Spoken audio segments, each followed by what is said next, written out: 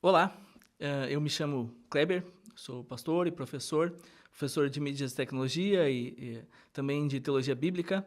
E agora eu quero passar para você o conteúdo da palestra ministrada no evento EBD para o Alto do ano de 2025. E a minha palestra é sobre métodos ativos ou metodologias ativas, como você preferir. Pode utilizar a nomenclatura que você quiser. Então, acompanhe os slides aí, eu vou estar passando aqui no meu computador também, e vou, então, passar os slides, e conforme eu vou passando os slides, a gente vai conversando aí nessa nossa conversa, né? É uma palestra, mas também é uma conversa entre nós. E o tema, então, como eu falei, é o tema de métodos ativos. Nós vamos pensar sobre métodos ou metodologias ativas. E por que pensar em metodologias ativas? Qual a necessidade de pensarmos sobre isso? Uma questão importante é pensarmos que o ensino bíblico tradicional ele precisa ser repensado devido às mudanças culturais e novas formas de aprendizagem. O fato é que as pessoas mudaram, a cultura mudou, a forma com que as pessoas aprendem hoje é diferente. Nós temos novas gerações, além de novas gerações, nós estamos vivendo um momento de transição, um momento de transição cultural, né? Nós estamos vivendo uma nova revolução, como, por exemplo, a Revolução Industrial. Hoje nós estamos vivendo a Revolução Digital, né? Nós temos pessoas que são nativas digitais, pessoas que já nasceram com o celular na mão, podemos dizer assim, que já nasceram no mundo da informática, que não conheceram o mundo de uma forma analógica e que têm uma vida totalmente diferente da que nós, que fomos criados aí a partir do século passado, né? Fomos crianças no século passado, não necessariamente nós temos a mesma forma de compreender as coisas. Além disso, nós mesmos também já estamos nesse mundo digital. Então, hoje as coisas acontecem de uma forma totalmente diferente. Hoje é difícil você ficar parado para assistir algo, uma palestra, um podcast, um vídeo de mais de meia hora, por exemplo. Então, a forma do ensino tradicional ela está defasada, eu diria, né? Ele precisa ser repensado, porque o mundo mudou. E muitas vezes nas nossas escolas bíblicas, nós temos um ensino da escola bíblica como nós vivíamos aí há 20, 30 anos atrás. E as pessoas mudaram, a forma com que nós nos comunicamos mudou, enfim. Então, a nossa educação bíblica, o nosso ensino bíblico, ele deve andar junto com essas evoluções. Na verdade, até a gente já está muito defasado, a gente está muito atrasado em alguns aspectos. E aí eu queria fazer um comparativo entre o método tradicional de ensino, que muitas vezes nós vamos ver nas nossas escolas bíblicas, e a realidade atual. Acompanhe comigo aí. Então, primeiramente, em relação ao método tradicional, algumas características dele. A primeira delas é a dependência do professor como fonte. O método tradicional, ele tem a ideia, né, traz consigo a ideia de que o professor é o detentor do conhecimento. Então, o professor sabe mais que o aluno e, por isso, ele vai enriquecer a compreensão do aluno, ele vai ensinar o aluno no sentido de trazer uma informação que o aluno não possui. Né? Então, o professor ele é o protagonista e, principalmente, ele é o detentor do conhecimento, ele é a fonte de conhecimento.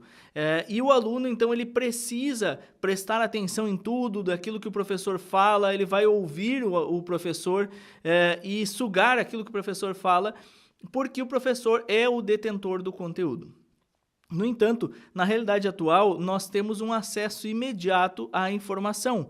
Nós temos muita informação em todo o tempo. Se você abrir o seu celular, seja na rede social ou nas mídias sociais, você vai encontrar várias informações que você não encontraria antes. Por exemplo, você vai encontrar podcasts, você vai encontrar vídeos no YouTube, você vai encontrar vídeos curtos sobre os mais diversos assuntos. Aí vamos supor, na sua escola bíblica dominical, você está estudando o livro de Marcos.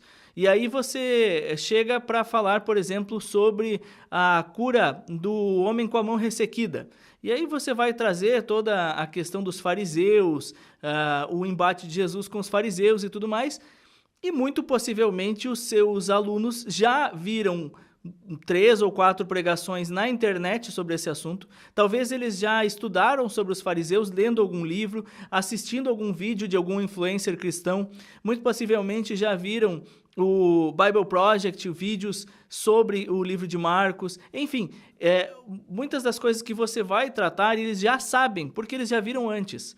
Então, a questão é que nós temos uma grande quantidade de conteúdo e o professor, ele, como é um conhecedor do conteúdo, ele vai ter a ciência do que é certo e do que é errado, do que é bíblico e do que não é. Mas ele tem que entender que, no método tradicional, ele era o detentor do conhecimento. Então, se ele chegava e trazia um conhecimento específico, o aluno absorveria. Hoje não. Hoje o aluno já traz consigo uma bagagem e isso tem que ser levado em consideração. Além disso, no método tradicional havia um papel passivo do aluno. Então, o aluno ouvia do professor e, no máximo, ele anotava, ele memorizava. Então, ele apenas recebia, né? Ele é um sujeito passivo no ensino. Já na realidade atual, as pessoas aprendem de forma prática e interativa. A gente quer participar, a gente quer fazer rapidamente. Isso nos chama atenção. Por exemplo, a minha mãe, ela é artesã e eu acho muito interessante, né, porque boa parte das coisas de artesanato que ela aprende pela internet. Então ela quer lá aprender a fazer um coelho de pelúcia. Ela vai na internet, pega no YouTube, pega os materiais e ela vai assistindo o vídeo e vai fazendo junto.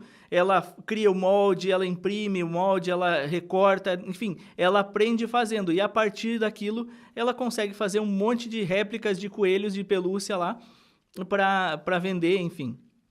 Então, nós aprendemos de forma muito mais prática e interativa. Nós queremos participar, nós fazemos parte, então, do aprendizado. Nesse sentido, no método tradicional, você tinha um foco em conhecimento teórico. Então, a questão de acumular conhecimento. Então, quanto mais eu conheço sobre algo, eu sei sobre algo, eu tenho a retenção de um determinado conteúdo, mais eu aprendi. No entanto, na realidade atual, nós aprendemos por uma necessidade de aplicação prática. Em outras palavras, a gente tem aquela pergunta, o que eu vou fazer sobre isso? Você vê isso nas pregações. Às vezes tem pregações que você vai ver lá que o sujeito trouxe um monte de informação sobre o texto bíblico, mas você sai dali pensando, e agora, o que eu faço com isso? Então, você precisa de uma aplicação prática. A ideia é que aquilo tem que fazer sentido para você. Esse é um ponto importante na nossa realidade atual. Nós aprendemos por significação. As coisas têm que fazer sentido, têm que ter um significado para nós. E por isso nós guardamos, né? Aquela velha história da questão de por que nós aprendemos, por exemplo, sobre a fórmula de Bhaskara se nós não utilizamos. Não só as novas gerações, mas todos temos essa ideia de significância, né? Significado. As coisas têm que ter sentido para que nós aprendamos. Uma questão do método tradicional é que ele é focado numa forma verbalista, ele é um método verbalista, ou seja, ele é oral e textual. O professor fala e escreve no quadro, né, textos, e você anota ou faz leituras. Então é algo bastante oral e textual.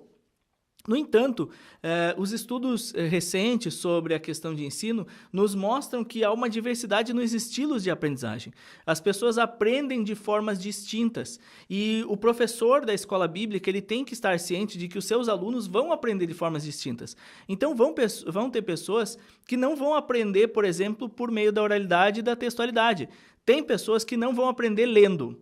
Tem pessoas que não vão aprender, por exemplo, assistindo a um vídeo ou ouvindo o professor expor alguma coisa, mas ela vai aprender, por exemplo, por meio de um jogo ou de alguma atividade prática, de um projeto, da aplicação de algo.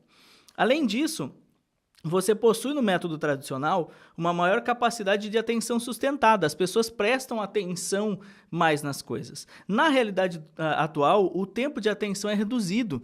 Nós temos um tempo de atenção mínimo, muito pequeno, de fato, e nós precisamos, então, trabalhar com isso. Falo, por exemplo, por mim. Eu tenho muita dificuldade em assistir pregações, acompanhar pregações longas. Quando passa ali de 20 minutos, eu já confesso que, em primeiro lugar, se ela não tiver sentido, se ela não tiver aplicabilidade, eu começo a viajar. Eu não consigo acompanhar se é só informação. Além disso, se ela for muito longa, eu já estou em outro lugar, não estou mais ali, estou só de corpo presente. Nós temos isso porque inclusive, se a gente for ver a questão aí de rede social, você dificilmente vai ver um vídeo no Facebook de 40 minutos, 50 minutos. Vídeo no YouTube, dificilmente você vai ver algo tão grande. E se você for ver, você talvez veja de forma parcelada, ou seja, você vê um pedaço aqui, aí você vai fazer uma outra coisa, você vê outro. Dificilmente você fica atento em todo o tempo. Você tem um tempo de atenção reduzido, isso tem que ser considerado. Pense, por exemplo, você está ministrando uma aula na escola bíblica dominical e uma aula de 1 hora. E nessa 1 hora você só fala. O que vai acontecer? Provavelmente o aluno vai viajar lá pelos 30 minutos, se não antes, né? E você não vai ter a atenção necessária. Outra característica do método tradicional são as aulas longas e expositivas. Aí, como eu falei, né, nós temos 30 minutos a 1 hora. Uma vez que havia uma maior capacidade de atenção sustentada, ou seja, as pessoas ficavam mais tempo prestando atenção, era normal que as aulas tivessem 30 minutos, 1 hora, ininterruptas, e você, então, conseguia ali prestar atenção durante esse tempo sem problema nenhum. Como agora a realidade atual é de um tempo de atenção reduzida, o aprendizado deve se dar em pílulas, ou seja, com conteúdos curtos e objetivos. Então, você vai dar pequenos pedaços de ensino. É comum, por exemplo, que nós vejamos no YouTube aqueles capítulos, né? Então você separa partes do conteúdo e a pessoa pode ir lá e acessar exatamente aquilo que ela quer. Ou também os shorts, né? Pequenas porções ali de aprendizado. Tanto que, por exemplo, em aulas EAD é costumeiro que não se tenha vídeos de 30 minutos, 25 minutos, porque as pessoas não prestam atenção. Se você botar lá um vídeo de 10 minutos, a pessoa ainda vai botar no vezes 2, né? Então, ela vai ouvir de forma mais rápida. Tanto que, por exemplo, no WhatsApp, boa parte das pessoas escutam áudios em 2x, né? Esses tempos atrás, estava conversando com um rapaz, ele contando que ele estranhou a música de introdução de um determinado programa, né? Porque ele sempre escuta em 2x. Então, sempre escuta em 2 vezes a velocidade normal. Então, quando ele escutou na velocidade normal, aquilo foi muito estranho para ele, porque ele não estava acostumado, né? E uma última questão sobre o método tradicional é que ele tem também a ideia de uma concentração em formato único, né? Você tem essa exposição, professor falando, aluno escutando e pronto, é um estímulo único, estímulo auditivo ou textual no máximo, então algo único, né? Um formato único. Já na realidade atual, nós precisamos de estímulos variados. Nós precisamos ali de uma dinâmica, de uma pausa, de uma conversa, um tempo de conversa, de pergunta, de interação e tudo mais. Isso é uma necessidade nossa, nós precisamos de estímulos variados. Tanto que, por exemplo, o que a gente consegue ver hoje como algo que nós podemos ver aí por 1 a 2 horas? A gente consegue ver um filme por 2 horas e meia. Primeiro lugar, que se você for num cinema para ver um filme, você vai ver que vai ter muita gente que lá pelas tantas vai pegar o celular e vai ficar mexendo, ou vendo o filme na sua casa. Então, é normal que a gente assista filmes mexendo no celular para dar aquela modificada, né, de mudar o estímulo ali. É algo da nossa realidade. E aí, eu acho que é bom frisar isso. Tem coisas que a gente não vai mudar. E isso não é nem certo nem errado, não está na Bíblia. Se a gente tem que ouvir por 2 horas, 3 horas ou 15 minutos. Então, a gente se adapta à realidade para poder levar as pessoas à compreensão da palavra de Deus. A realidade é essa. Hoje as pessoas precisam de estímulos variados. Então, precisa dar uma pausa, precisa dar uma conversada, precisa mudar o formato. Essas são as realidades atuais. Então, perceba que os métodos tradicionais, ou o método tradicional, ele não conversa com a realidade atual. Então, 1 hora, por exemplo, de exposição bíblica do professor lendo o material, pegando textos bíblicos e explicando para o aluno, nesse sentido, o professor fala, o aluno escuta, já não vai funcionar mais, não conversa com essa realidade. E talvez esse seja um dos motivos pelos quais nós temos uma defasagem aí na escola bíblica dominical. Então, qual que seria uma possibilidade, né? Se nós temos por objetivo que os nossos alunos conheçam cada vez mais o Senhor, precisamos de um ensino que os leve a não apenas armazenar informações, mas a praticar a palavra de Deus. Aí uma questão importante, tá? nós temos um objetivo. Se você vai para uma sala de aula para ministrar a palavra de Deus, pegando a questão do exemplo do púlpito, você tem um objetivo, você quer que o aluno faça algo, você quer que o aluno se aproxime mais de Deus, que ele tenha uma intimidade mais com Deus, que ele se relacione, etc. Você tem um objetivo, e esse objetivo tem que estar muito claro. Se o teu objetivo é apenas um objetivo de ensino, ou seja, eu tenho esse conteúdo e eu vou passar, você vai passar o conteúdo e não está nem aí se o aluno vai aprender ou não. E aí, para você, se o aluno aprendeu, não vai fazer diferença. Você vai lá e você vai ministrar a aula. Só que eu creio que o seu objetivo como professor não é esse. O seu objetivo é um objetivo de aprendizagem. O teu objetivo é que o aluno aprenda, que o aluno cresça, que o aluno se desenvolva. Se você tem um objetivo de aprendizagem, você vai estabelecer esses objetivos de aprendizagem, ou seja, você vai pensar o que eu quero que o meu aluno faça com isso que eu estou passando para ele, aonde que eu quero que ele chegue. Você vai, então, traçar esses objetivos pensando na prática do aluno. E aí você vai adequar a sua metodologia, o seu método, para que isso seja cumprido com excelência. Então, essa é a questão. Se nós temos o objetivo que os alunos conheçam mais o Senhor, e aqui também é importante uma observação, conhecer ao Senhor não é apenas saber que Ele existe. Né? A gente sabe que a palavra de Deus fala que até Satanás crê, né? No sentido de conhecer, de saber que existe. Conhecimento, no contexto bíblico, é relacionamento, é aprender sobre, é conhecer da revelação, é se relacionar. Se o nosso objetivo é que os nossos alunos se relacionem com Deus, conheçam a Deus de verdade, nós precisamos trazer um ensino que seja transformador, que seja capaz de levá-los à prática da palavra de Deus. Então, nesse sentido, as metodologias ativas, elas são uma possibilidade, elas não são bíblicas, tá? No sentido de que não é a metodologia ensinada na Bíblia, porque a Bíblia não se propõe a ensinar uma metodologia de ensino. Tá? A Bíblia não faz isso. O que nós temos é uma metodologia como uma ferramenta para o ensino. E as metodologias ativas são ferramentas bem úteis para esse nosso tempo.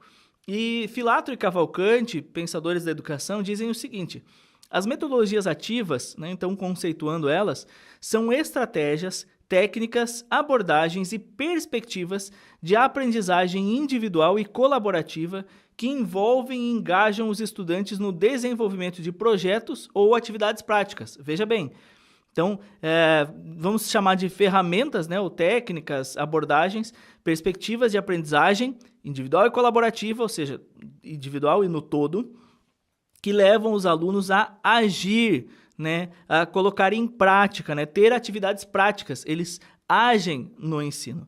Nos contextos em que elas são adotadas, o aprendiz é visto como um sujeito ativo, não mais passivo, que deve participar de forma intensa do seu processo de aprendizagem, mediado ou não por tecnologias, enquanto ele reflete sobre aquilo que ele está fazendo.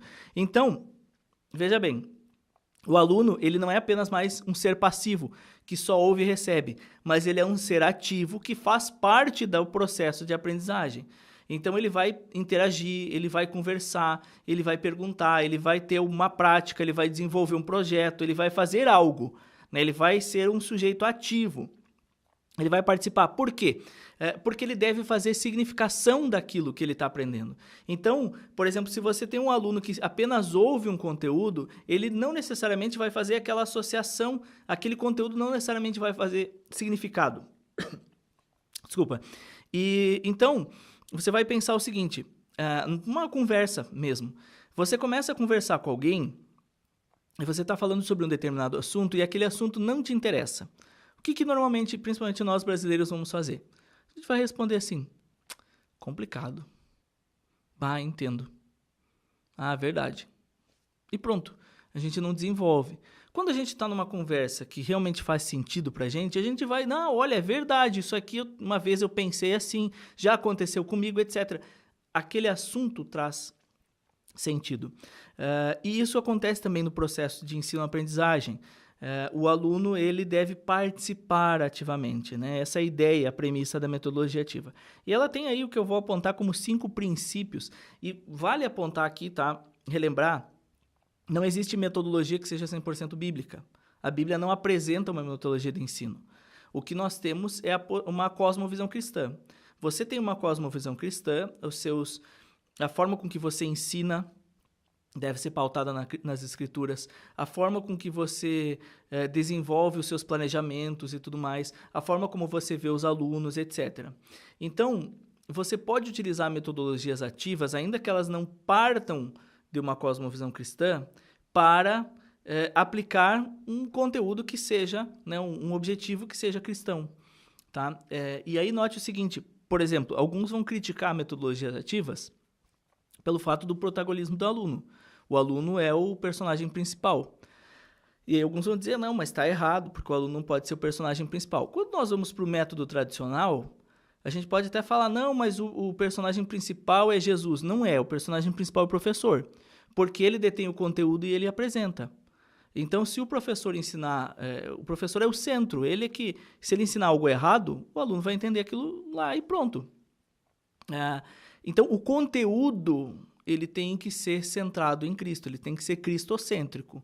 O conteúdo, o objetivo, ele tem que ser cristocêntrico, mas a ferramenta não necessariamente porque ela não vai ter necessariamente um ensino escriturário, né? Partindo das escrituras, vamos dizer assim. Então, senão a gente teria que, por exemplo, ensinar por meio de parábolas e etc. Então, varia muito isso de época para época. O importante é que você tenha essa compreensão bíblica das coisas e esteja, né, buscando a vontade do Senhor e fazer aquilo que seja de acordo com as Escrituras. Então, aí, tendo em vista essas 5 características das metodologias ativas, vamos separar elas, então, e primeiramente nós vamos ter a ideia do protagonismo do aluno. O estudante ele participa ativamente na construção do conhecimento. Essa é uma premissa das metodologias ativas. Não é apenas fazer com que o aluno faça algo depois. O aluno ele tem que estar participando da aula como um todo e da compreensão. Então, por exemplo, o aluno vai participar com perguntas, com comentários. Veja, não é uma questão apenas de o aluno participar, mas é o professor planejar essa participação do aluno. Tá? Eu vou citar alguns exemplos daqui a pouco de metodologias ativas utilizadas nas minhas aulas, mas uma delas, por exemplo, uma atitude comum nas minhas aulas é que a cada bloco de conteúdo, então o conteúdo era fracionado em várias partes, né? Então apresentavam um determinado conteúdo, os alunos poderiam participar, mas ao final daquele conteúdo, então vamos dizer aí uns 15 minutos, 20 minutos, eu trazia uma pergunta, o para pensar no slide lá, e era uma pergunta reflexiva sobre questões do cotidiano ou questões teológicas complexas, e os alunos debatiam sobre aquilo à luz do que nós já havíamos visto, e aí então eu também os auxiliava nesse sentido de uma aproximação àquilo que as Escrituras dizem. Note que ao fazer isso, em primeiro lugar, você tem um ensino de pílula, né? um ensino pequeno, né? Curto, mas também você tem um protagonismo do aluno. O aluno participa, ele aplica aquele ensino na sua vida, ele significa, ele traz para si e aquilo vai resultar em compreensão e conhecimento. Além disso, você tem uma aprendizagem significativa. Tá? O que é a aprendizagem significativa? Os conteúdos eles se conectam à realidade do aluno, eu já falei um pouco sobre isso, despertando interesse e engajamento. O aluno, essa é uma das premissas também, o aluno não apenas vai fazer coisas. Então, note, não é você ter aquelas técnicas e ferramentas ativas e isso é metodologias ativas. Não é só porque o aluno está fazendo coisas que ele está fazendo certo. Então, agora eu vou fazer lá os alunos fazendo jogar videogame na sala de aula. Se não tiver objetivo, não faz sentido. Tem que trazer significado. Os alunos vão aplicar o que aquilo lá na vida deles. E a gente a palavra de Deus, nós temos Paulo dizendo que toda a Escritura é inspirada, útil para o ensino, repreensão, né, educação na justiça, para que o homem de Deus seja apto, né, seja um bom ministro, né, da palavra de Deus, ou seja, todos nós possamos atuar, né, e colocar em prática a palavra de Deus. Então, toda ela é eficaz. Você pode aplicar um ensino significativo, inclusive em genealogia. Então, tem aquilo que você vai poder trazer um significado. Só que ele exige um pouco mais porque você vai ter que trazer esse significado. Você não vai só chegar lá e ensinar uma história. Posso chegar lá e simplesmente ensinar a história de Sansão e a criança sai de lá sabendo a história de Sansão. O que aquilo lá fez diferença na vida dela? Nada. Ou o adulto. Eu chego lá, apresento uma parábola e aí o aluno, a pessoa, né, o aluno, o adulto que ouviu a parábola e vai fazer o que com aquilo na vida dele? Ele que se vire. Não. É uma aprendizagem significativa. Qual o objetivo? Aonde que eu quero chegar? E aí, para auxiliar, quando você estiver preparando sua aula, pense o que eu quero que o aluno chegue lá no final e faça. Né? O que, à luz das escrituras, eu quero que o aluno faça. É claro, né? Não é que você quer. Qual é a vontade de Deus para o aluno? Né? Seria essa a questão. Também a questão da colaboração e trabalho em equipe. É muito importante que haja uma interação entre os alunos, né? Então, ele não vai ser um ensino necessariamente individualizado, mas todos participam, né? Ele favorece o aprendizado coletivo, o diálogo e a troca de experiências. Por exemplo, uma possibilidade de ação, né, que às vezes a gente faz em sala de aula e pode fazer, por exemplo, na escola bíblica, é separar um determinado tema ou temas e fazer com que cada aluno apresente aquilo. Isso não funciona tão bem dependendo de como você faz. Se você simplesmente jogar lá os alunos, jogar diversos temas, por exemplo, salvação, né, vida eterna, justificação. Então vamos lá, regeneração, justificação e glorificação. Estou falando sobre salvação, então vamos dividir esses 3 temas, cada aluno apresenta um. O que vai acontecer na prática? Um aluno vai pegar a glorificação, ele vai estudar sobre aquela glorificação, ele vai vir à frente, vai dar um ensino expositivo, né, método tradicional. Os outros não vão ouvir, porque eles não estão nem aí, eles estão pensando no trabalho deles que eles vão apresentar e o sujeito vai aprender só sobre aquele. Colaboração é o seguinte, olha, todos vamos aprender sobre tudo aqui. Então, vamos desenvolver. O fulano vem e traz aquela informação. Ok, agora vamos discutir vamos propor reflexões sobre aquilo. Aí todos vão pensar sobre o mesmo assunto. A mediação, nesse sentido, então, a mediação é ativa do professor. Veja, o professor não é mais aquele detentor do conteúdo que vem e explica, mas ele é um facilitador do processo, ele promove autonomia e pensamento crítico. Não significa que o professor não possa trazer o conteúdo. Só que o professor, ele vai ajudar o aluno a trazer a significação do conteúdo para a sua vida. Ele vai fazer com que o aluno compreenda o conteúdo, que ele seja ativo. Então, ele facilita, ele promove essa autonomia e esse pensamento crítico. Então, ele vai levar o aluno a refletir acerca daquilo que vocês estão estudando para a vida dele. Ele é um facilitador também nesse sentido. E, por fim, você tem uma avaliação contínua e formativa. Isso aqui é muito especial das metodologias ativas. O progresso do aluno é acompanhado com feedback ao longo do processo. Você, por exemplo, na escola bíblica, você não precisa fazer lá, no final do ano, uma prova objetiva, como se fosse um Enem da EBD. Não tem essa necessidade. Por quê?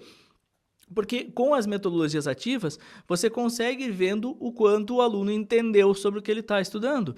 Então, por exemplo, você está estudando lá sobre criação e você faz os alunos, então, desenvolverem algo a ver com a criação, né? Um projeto, por exemplo, e aí você vê o que os alunos fazem e ao ver o que os alunos fazem, você vai percebendo. Ele entendeu isso, ele não entendeu aquilo. Isso aqui está errado, isso aqui ele pensou equivocadamente. Você consegue ir avaliando, note que a avaliação é essa análise, né? Essa avaliação ver de fato, né? Então você avaliar se ele entendeu ou não e não necessariamente dar uma nota, mas compreender o que ele entendeu ou não. Então essas são as coisas boas, digamos assim, os 5 pilares aí da metodologias ativas que podem auxiliar nas tuas aulas de escola bíblica.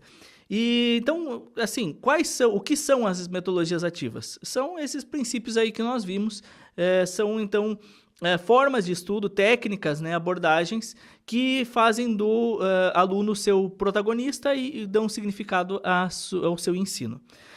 Mas quais são elas? Né? Então, uma vez que são várias, né, no plural, né, quais seriam elas então? Eu quero apresentar 9, vou falar rapidamente, você pode pesquisar mais sobre elas.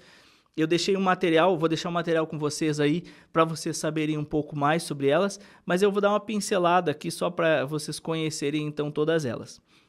A primeira, e algumas são mais costumeiras, né, mais comuns, mais fáceis de achar. A primeira é a aprendizagem baseada em problemas. Essa é muito conhecida, essa você vai ver bastante. A premissa dela é a seguinte: você apresenta uma situação, um problema, que pode ser real ou hipotética, e os alunos têm que resolver esse problema.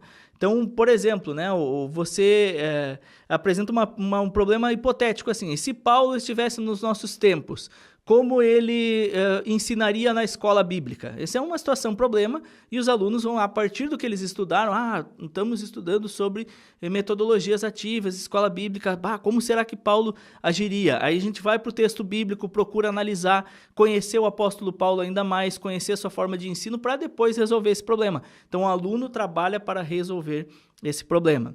O estudo de casos é um pouco parecido com a aprendizagem baseada em problemas, só que no estudo de caso você vai ter uma situação real. Então você apresenta uma situação real e a partir dela o aluno vai desenvolver conceitos, etc. Então, por exemplo, você pegar lá, Jesus separou 12 discípulos e enviou, apesar de ter 12 discípulos, ele era seguido por vários outros. Em dado momento ele enviou os 12 para uma viagem missionária, em outro momento ele enviou 70. O que nós podemos aprender sobre o discipulado de Jesus com esses 12, talvez até acrescentar, né? Ele ainda tinha 3 mais que ele andava mais próximo. O que nós podemos aprender sobre o discipulado e treinamento a partir desse problema? Então, dessa situação. Então, os alunos vão ver o caso, vão analisar e vão procurar aplicar aquilo, aplicar conceitos, compreender o conteúdo e tudo mais aplicado naquela situação, tá? Então, por exemplo, se você está tendo uma aula sobre evangelização, e você quer trabalhar a questão do evangelismo pessoal, né, do anunciar a Cristo, aí você pega, por exemplo, o estudo de caso de Filipe, lá com o eunuco, apresenta, e aí, a partir disso, quais pontos a gente pode tirar para que nós possamos aplicar isso na nossa evangelização? E aí os alunos vão trabalhar com esse estudo de caso aí. Uma outra questão é a sala de aula invertida. A sala de aula invertida, ela tem a ideia de que os alunos, eles aprendem algo antes e vêm para a aula e debatem sobre. Então, seria mais ou menos o seguinte: a aula acontece fora e que normalmente a gente tem, vamos explicar melhor. Geralmente a gente tem, no método tradicional, o professor expõe o conteúdo e depois o aluno aplica. Então, o professor expõe, explica tudo e depois o aluno vê o que faz com isso. Na sala de aula invertida, o professor passa conteúdo, então, por exemplo, passa um material, um livro-texto, alguma coisa assim, os alunos estudam previamente aquele conteúdo e aí chegam na aula e eles discutem sobre ele. Ali eles vão entender o que podem fazer com isso. Então, a sala de aula invertida vai ter essa conotação. Você pode, então, por exemplo, passar aí um livro-texto, né, uma revista, DVD, um vídeo, etc. E depois isso é trazido para a aula. Outra abordagem, né, outra metodologia é a aprendizagem baseada em projetos. Essa é eu particularmente acho ela bem interessante, que é, ao longo do processo, você produzir algo, ou mesmo em uma aula, tá? Então, em uma aula específica, você vai lá e os alunos vão fazer algo. Por exemplo, você quer trabalhar, lembrando que tem sempre a questão do objetivo, né? Então, você quer trabalhar a questão do amor de Deus e cuidado de Deus sobre a sua criação e sobre o ser humano a partir do texto de Noé. Então, você vai explicar lá que Deus fez com que Noé fizesse isso, por exemplo, para crianças, né? Que Deus fez com que Noé fizesse uma arca para que coubesse todos os animais.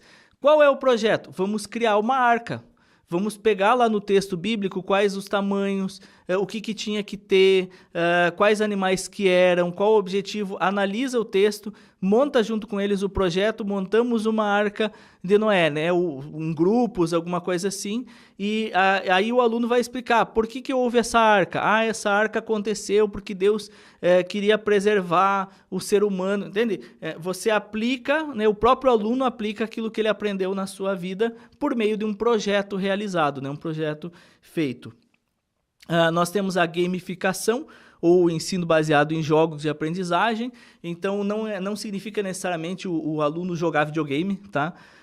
Embora você às vezes pode utilizar, por exemplo, jogos de história, tem vários jogos desse sentido, mas às vezes você utilizar jogos como quiz, enfim, para ensinar, né, o conteúdo. Então você vai trazendo jogos, coisas que você pode fazer, por exemplo, para revisão, você faz lá um quiz bíblico daquilo que aprendeu com um objetivo, né? Sempre lembra que o aluno tem que ser participante, tem que ser ativo. Outra abordagem, né, outro método é a aprendizagem por pares. Aqui, por exemplo, a questão de você parar e discutir sobre algo. Cada um vai fazer um comentário, e a gente tem isso também. Às vezes a gente está ouvindo o professor, e aí às vezes o professor propõe uma discussão, e o fulano falou uma coisa, o ciclano falou outra e tal, e você vai aprendendo com aquelas ideias, elas vão trazendo coisas que você nunca pensou na sua vida sobre aquele assunto.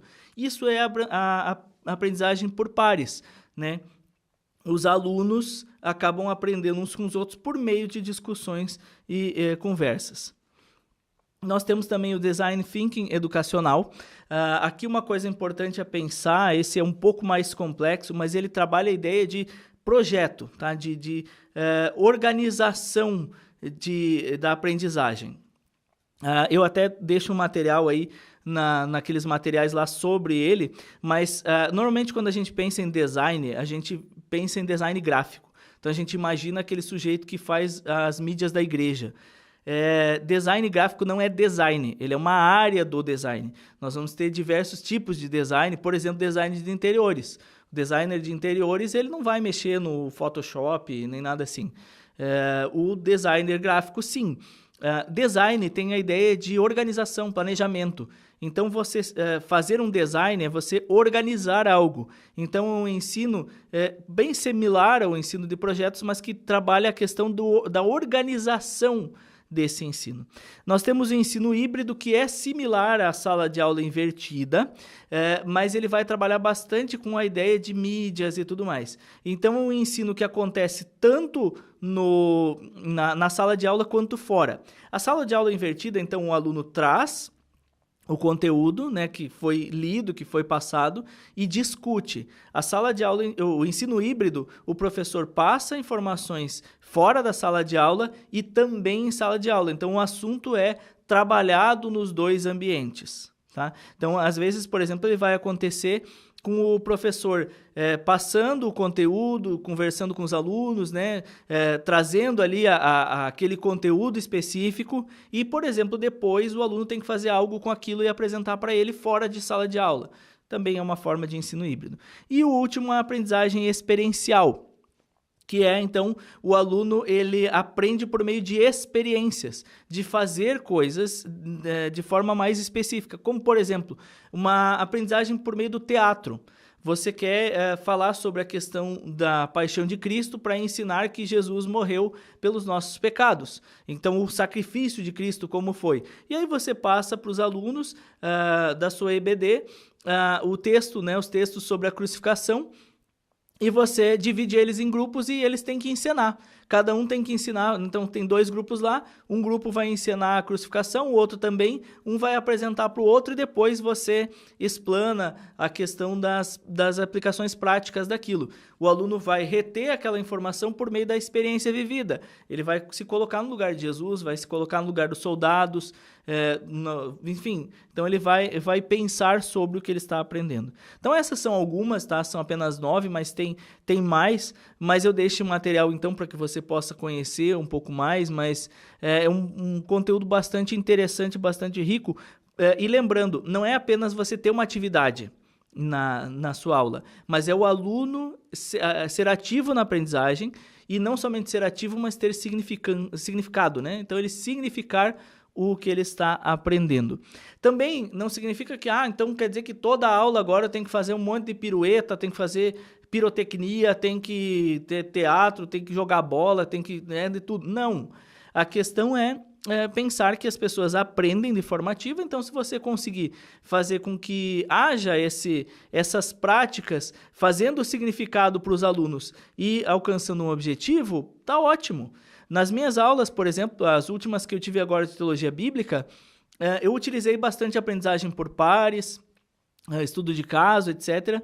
Então, o que acontecia? Como eu falei antes, eu dava um período de aula, então um bloco de conteúdo, passava aquele bloco de conteúdo, finalizava ele com um para pensar. Vamos discutir agora sobre o que nós vimos, uma situação hipotética, uma situação diferente, tal texto bíblico, vamos conversar sobre ele. Aí a gente conversava e beleza, dava uma palavra aí mais bíblica e centrada naquilo que eu tinha como objetivo, vamos aplicar, vamos aprender e vamos seguir adiante. Então, você consegue desenvolver assim, uma aprendizagem bem mais ativa e participativa. Às vezes vai ter jogos, etc. E aqui agora eu quero mostrar para vocês 3 exemplos de coisas que eu fiz na última semana de aulas que eu tive de teologia bíblica ali no começo de abril agora. A primeira coisa que eu passei para os alunos foi, então, uma música. Nós tivemos 2 blocos de aula. O primeiro bloco de aula era sobre a teologia bíblica do Antigo Testamento. Então, nós trabalhamos vários temas e eu separei, então, na primeira aula do segundo bloco, né, para que houvesse uma revisão do conteúdo, separei dois temas por aluno, para que ele revisasse esse tema e ele criasse uma música, e aí não fosse só uma música qualquer, mas uma música que tivesse um sentido, uma música que falasse com ele, que aplicasse na vida dele.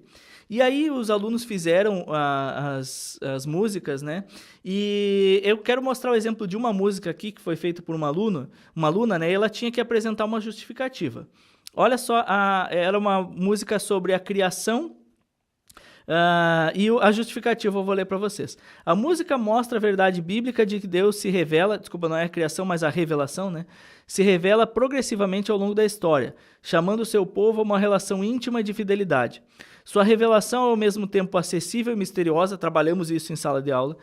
Se pudesse ser totalmente conhecido, estaria limitado pela capacidade humana, deixando de ser Deus. Falamos sobre isso na sala de aula. E desse modo, a revelação parte do princípio de que Deus está oculto à visão humana. Falamos sobre isso em sala de aula. Desvendando-se apenas em parte e conforme os seus propósitos, culminando na obra redentora de Cristo. Falamos sobre tudo isso em sala de aula, revelação progressiva, etc. E aí a aluna fez, então escreveu a letra, jogou na inteligência artificial e a música ficou pronta. Se der tempo eu mostro aí para vocês.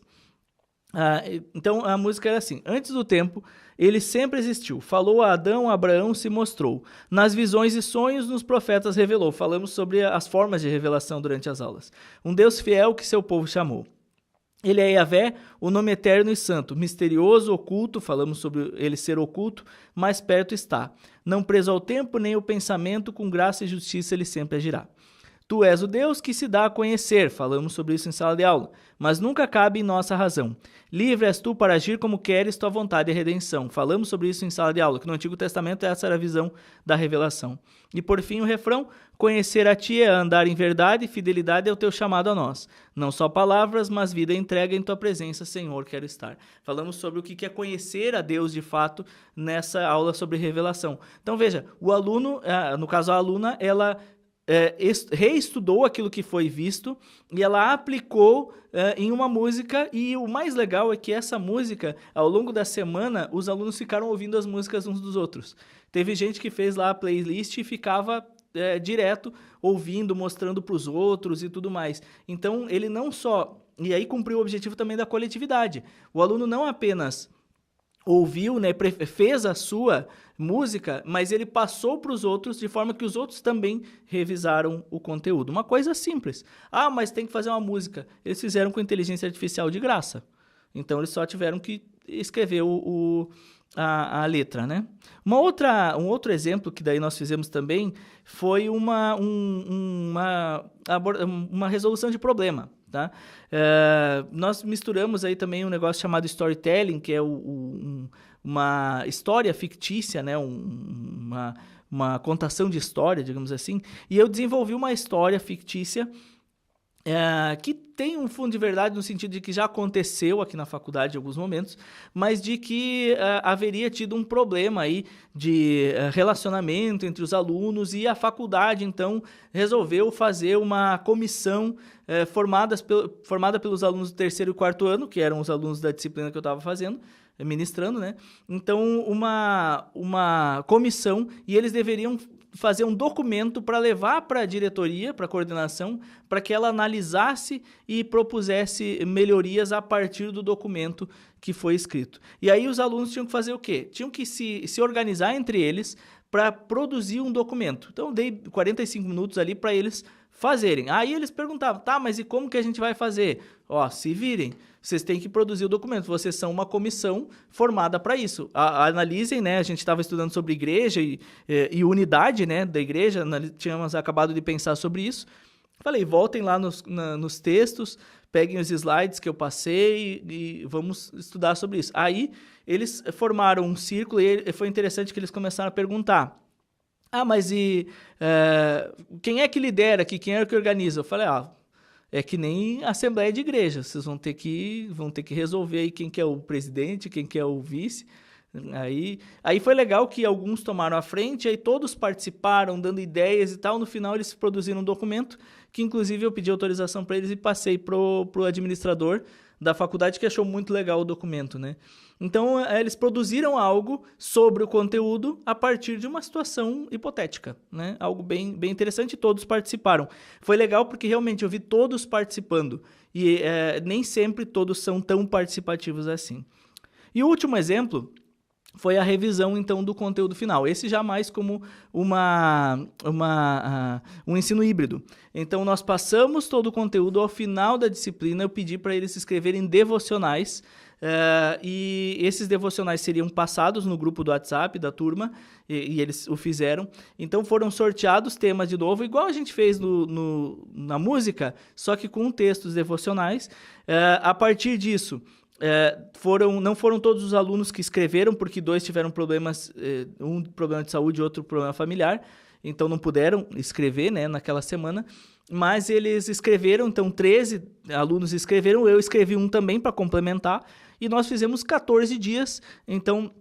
Cada um escreveu 2, eu escolhi um deles e nós vamos publicar esses devocionais na YouVersion, o aplicativo da Bíblia, já estamos em produção disso. Então, um projeto, aqui uma aprendizagem por projeto, os alunos fizeram o projeto de criar uma série de devocionais a partir da teologia bíblica e assim o fizeram.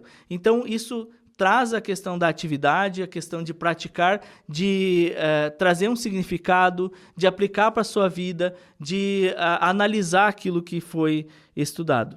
Então, esses são apenas alguns exemplos aí de práticas, né, de metodologias ativas. E eu queria terminar com essa frase. Nosso Deus é criativo e nos fez à sua imagem. Como educadores, podemos usar essa mesma criatividade para guiar os alunos ao pleno conhecimento da verdade. As metodologias ativas são ferramentas à disposição, mas a sabedoria para usá-las vem daquele que é o mestre por excelência. Lembre-se, você é criativo. Deus é um Deus criativo que criou pessoas criativas. Você é criativo. Não adianta você querer me dizer, mas eu não tenho criatividade. Tem sim.